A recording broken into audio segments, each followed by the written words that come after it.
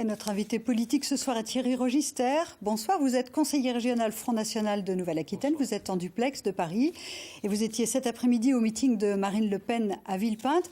Avant d'en parler, juste un mot de réaction à propos du meeting d'Emmanuel Macron qui lui était à la Villette et dans lequel s'est affichée Ségolène Royal, la ministre de l'Environnement. Est-ce que vous avez une réaction ? Non, j'ai pas de réaction. Vous savez, on verra d'ailleurs dans les jours à venir si les choses sont démontrées, quels sont les vrais amis et les vrais soutiens de M. Macron.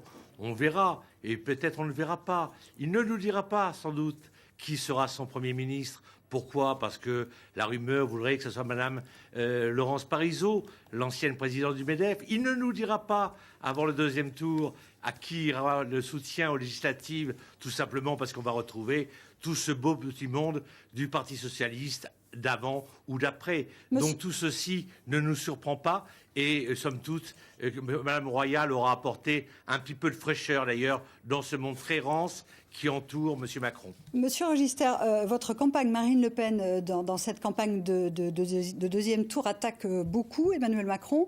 C'est ce qui est un peu normal, c'est son adversaire. On l'a vu également changer de cap sur l'un des points phares de son programme, qui était la sortie de l'euro.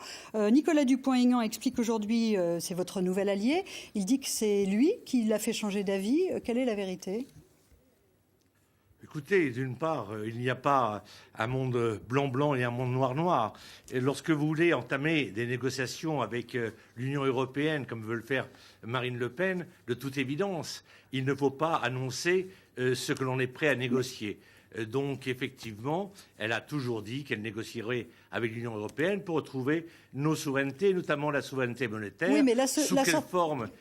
Oui, la sortie de l'euro, c'était quand même un point fort et c'était un préalable à toute négociation. Oui, mais c'est un point fort, c'est un point important. Mais c'est surtout, d'ailleurs, vous savez, la vraie question, c'est de savoir, est-ce que l'euro va continuer à vivre ? Est-ce que l'euro n'est pas mort ? Ça nous coûte des milliards chaque année de faire survivre cette monnaie. Moi, ce que j'ai retenu, plus encore, dans ce meeting, ça a été effectivement la présence de Nicolas Dupont-Aignan, présenté comme le chef de gouvernement, l'homme de Matignon, de Marine Le Pen. Et moi, j'attends avec impatience que M. Macron nous annonce qui il prendra comme Premier ministre. C'est ça les points d'importance.